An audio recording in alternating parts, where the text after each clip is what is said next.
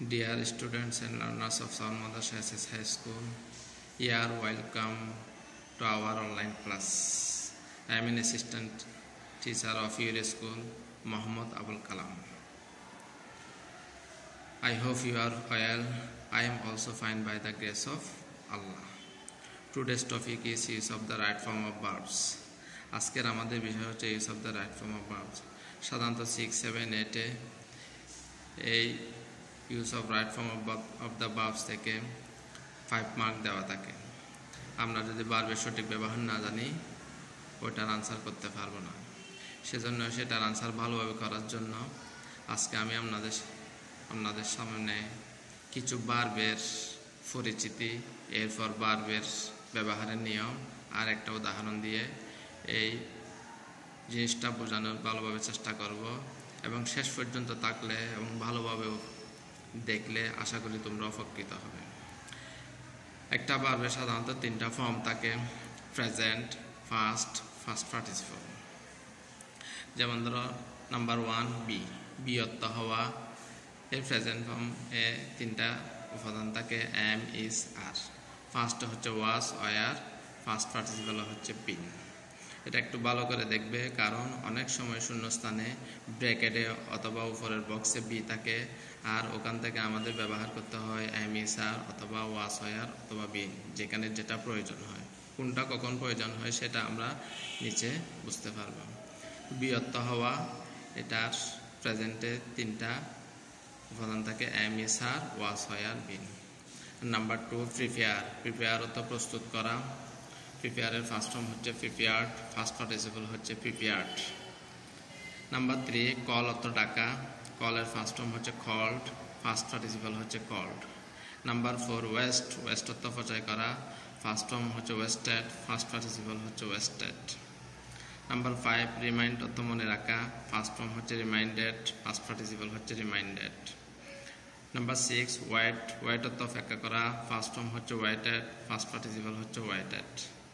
Number 7 neglect অর্থ অবহেলা করা। ফার্স্ট ফর্ম হচ্ছে নেগলেক্টেড, ফার্স্ট পার্টিসিপল হচ্ছে নেগলেক্টেড। নাম্বার 8 রিপেন্ট অর্থ অনুতাপ করা, মানে আফসোস করা। এর ফার্স্ট ফর্ম হচ্ছে রিপেন্টেড, ফার্স্ট পার্টিসিপল হচ্ছে রিপেন্টেড।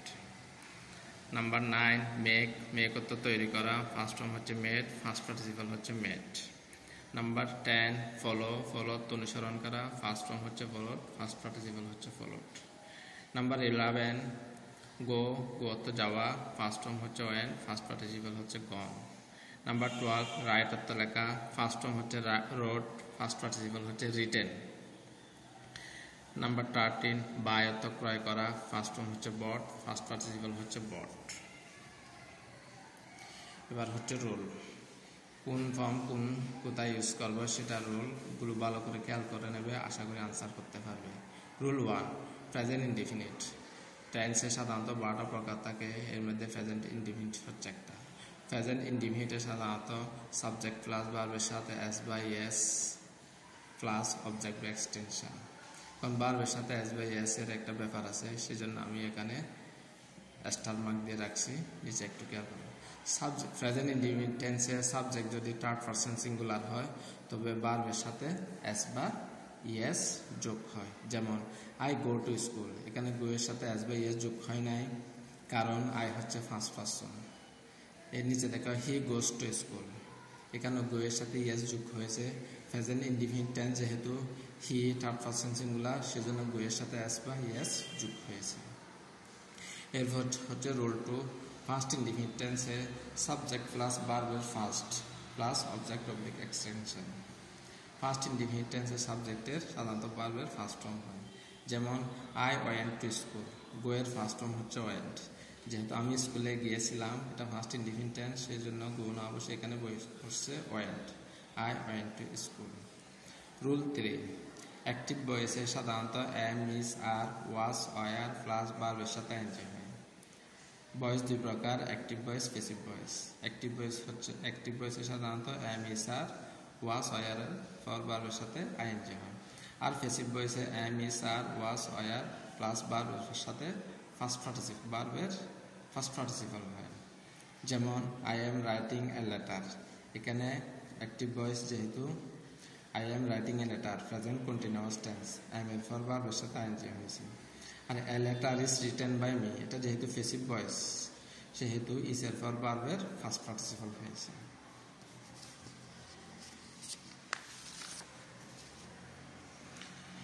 রুল 4, সেন্টেন্সে এই রুলগুলো ভালো করে খেয়াল করবে, এগুলোর বেশি ব্যবহার হয় আর সহজে তোমরা আনসার করতে পারবে।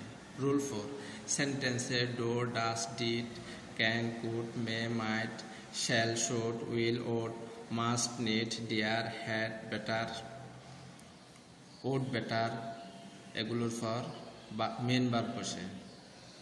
আবার বলতে সেন্টেন্সের যদি কোনো শূন্যস্থানের আগে বা ড্যাশের আগে do, does, did, can, could, may, might, shall, should, will, would, must, need, dare, had, better, would, better plus main verb, এবার এই অক্সিলারি ভার্ব এগুলোর পর সাধারণত মেন ভার্ব হয়। যেমন I can do it, can যেহেতু মডাল অক্সিলারি ভার্ব, এখানে ক্যানের পর মেন ভার্ব বসছে, এখানে ডু এর সাথে কোনো এস বাই এস, আইএনজি এই ধরনের কোনো কিছু যোগ হবে না, মেন ভার্বটা সরাসরি বসে যাবে।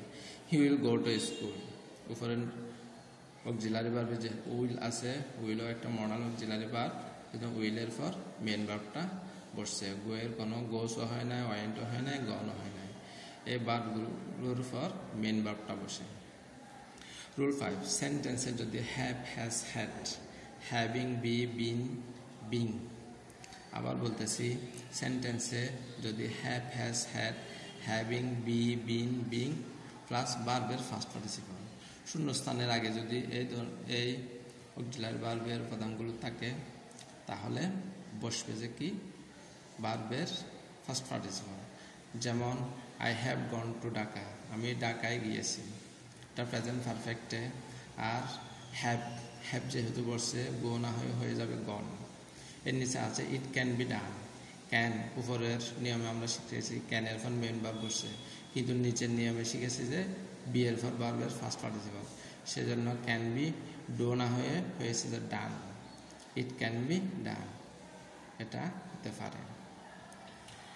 রুল 6, টু ইনফিনিটিভ টু এর পর মেন ভার্ব বসে।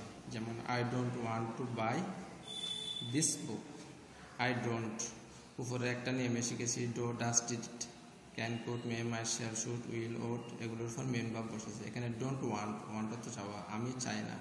টু বাই দিস বুক, এই বইটি কিনতে, টু বাই এখানে শিখেছি টু এর পর মেন ভার্ব, যেহেতু বাই মেন ভার্ব এটার আর কোনো পরিবর্তন হবে না, সরাসরি বাই বসবে, কোনো বাইস হবে না, বাইন হবে না, বট হবে না।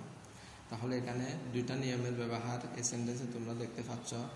ডোন্ট ডু এর পর মেন ভার্ব, টু এর পরও মেন ভার্ব, কিন্তু কতগুলো ফ্রেজ আছে look forward to, with a view to, be accustomed to, addicted to, এই ধরনের ফ্রেজগুলোর সাথে টু থাকলে টু এর পর কিন্তু ভার্বের সাথে আইএনজি হয়, এই টুগুলোর পর ভার্বের মেন ভার্ব হয় না, ভার্বের সাথে আইএনজি হয়। যেমন I went to the library with a view two making A note, I went to the library with a view two making A note, এখানে টু এর পর মেক না হয়ে যেহেতু উইথ এ ভিউ টু আছে, যেহেতু উইথ এ ভিউ টু আছে সেজন্য হচ্ছে যে কি মেকিং, মেকিং এ নোট। এরপর নিয়মটা হচ্ছে যে কি রুল 7, ইংলিশ ল্যাঙ্গুয়েজে অনেকগুলো প্রিপোজিশন আছে, প্রিপোজিশনের ব্যবহার এত ব্যাপক, নিচে সাধারণত প্রিপোজিশনের পরে ভার্বের কোন ফর্ম বসে সেটা আমরা খেয়াল করব। প্রিপোজিশন যেমন by, without, for, at, of, by, without, for, at, of এগুলো হচ্ছে প্রিপোজিশন ইত্যাদি, এগুলোর পর ভার্বের সাথে আইএনজি হয়। প্রিপোজিশন অনেক আছে, আমি এখানে সাধারণত যেগুলোর বেশি ব্যবহার হয় সেগুলো কয়েকটা লিখেছি। ইংলিশ ল্যাঙ্গুয়েজে প্রায় 100-এর উপরে প্রিপোজিশন আছে, তবে এখানে আমি লিখেছি by, without, for, at, of, on এই ধরনের অনেক প্রিপোজিশন আছে, এগুলোর পর সাধারণত কী হয় ভার্বের সাথে আইএনজি হয়। যেমন হি never thought of going, he never thought of going abroad. এখানে অফ হচ্ছে একটা প্রিপোজিশন, অফ হচ্ছে একটা প্রিপোজিশন। অফ এর পর গো না হয়ে গো এর সাথে কি হয়ে যাবে, আইন হয়ে যাবে। He never thought of going abroad, সে কখনো বাইরে যাওয়ার চিন্তা করেনি। এরপর আমি সাধারণত পরীক্ষায় যে ধরনের শূন্যস্থান দেওয়া থাকে সেখানে একটা ব্যবহার দিয়ে তোমাদের বোঝানোর চেষ্টা করব। যেমন পরীক্ষায় সাধারণত একটা প্যারাগ্রাফ আকারে দেওয়া থাকে, ওখানে শূন্য ব্র্যাকেটে ভার্বগুলো দেওয়া থাকে। এই ভার্বগুলোর সঠিক ব্যবহার নিয়ম অনুসারে আমাদের আনসার করতে হয়। এই আনসারগুলো সঠিকভাবে করতে পারলে আমরা আশা করি ভালো নাম্বার পাবো। যেমন স্টুডেন্ট লাইফ, ব্র্যাকেটে আছে be the best time for, be নাম্বারে ব্র্যাকেটে আছে prepare oneself for future. It is C number bracket আছে call the seed time of life. So during this period of life a student must not, D number আছে verb waste time. They should, E number bracket আছে remind, in mind that time. F number bracket as word for now. If a student, G number bracket as neglect his time, he will have to, S number bracket as repent in future. All the famous persons of the world have, I number bracket as make the best use of time. We should, যে নাম্বারে bracket আছে follow them. এখন এই ব্র্যাকেটে যে ভার্বগুলো আছে এগুলো আমি উপরে তোমাদের সাথে পরিচয় করে দিয়েছি।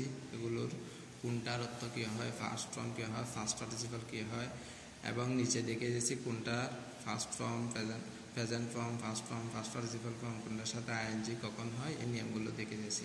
এখন সেম নিয়ম অনুসারে এই ভার্বগুলো বসবে। যেমন student life is the best time, ছাত্র জীবন হচ্ছে জীবনের সর্বোত্তম সময়। এখানে বি থেকে বি এর যেহেতু প্রেজেন্ট টেন্স, এটা বি থেকে আমরা লিখবো যে ইস, তাহলে বি এ নাম্বারের আনসার হবে যে কি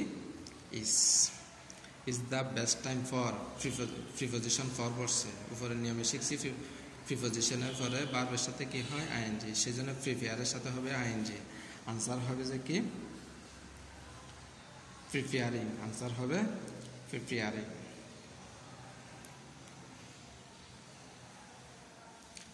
oneself for future, it is, এটা ফেসিভ ভয়েসে, ফেসিভ ভয়েসে সাধারণত ভার্বের কি হয়, ফার্স্ট পার্টিসিপাল হয়, সেজন্য কলের ফার্স্ট পার্টিসিপাল কি হয়ে যাবে called, it is called. C নাম্বারের আনসার হবে যে কি called. It is called the seed time of life, so during this period of life students must, এখানে মাস্ট হচ্ছে মডার্ন অক্সিলারি ভার্ব, উপরে নেমে শিখেছি। মাস্টের পর কি বসে, মেন ভার্ব বসে। মাস্ট নট ওয়েস্ট, মাস্ট নটের পর আর ভার্বের কোনো পরিবর্তন হবে না, মেন ভার্বটা বসে যাবে, সেজন্য হবে যে কি ওয়েস্ট। আনসার হবে যে কি waste, waste time. They should, should হচ্ছে মডার্ন একটা অক্সিলারি ভার্ব, সেজন্য রিমাইন্ড তার পরিবর্তন হবে না, রিমাইন্ড সরাসরি বসে যাবে। They should remind, they should remind in mind that time waits, এখানে time third person singular, present indefinite যেহেতু এটা এই সেন্টেন্সটা, সেজন্য ওয়াইটের সাথে কি হবে ওয়াইটস ফর নাম, সময় কারোর জন্য কি করে না, অপেক্ষা করে না। If a student, if a student, এখানে স্টুডেন্ট হচ্ছে থার্ড পার্সন সিঙ্গুলার, সেজন্য কি হয়ে যাবে ভার্বের সাথে এস বাই এস হবে। এখানে একটা নেগলেক্টস আছে, কি আছে neglects his time, he will have to, to এর পর মেন ভার্ব বসবে, টু এর পর মেন ভার্ব বসবে, আর রিফেন্ড তার পরিবর্তন হবে না, he will have to refund in future. All the famous persons of the world have এর পর ভার্বের ফার্স্ট পার্টিসিপল হবে, মেকটা হয়ে যাবে made. World have made the best use of time. We should follow, ফলোটা আর কোনো পরিবর্তন হবে না, উই শুড ফলো দেম। তাহলে এভাবে আমরা শূন্যস্থান পূরণ করার কী করব, চেষ্টা করব। আশা করি ভালো নাম্বার পাবো। তোমাদের সবাইকে ধন্যবাদ এই ক্লাসটা উপভোগ করার জন্য। ভবিষ্যতে আবার দেখা হবে। আল্লাহ হাফেজ।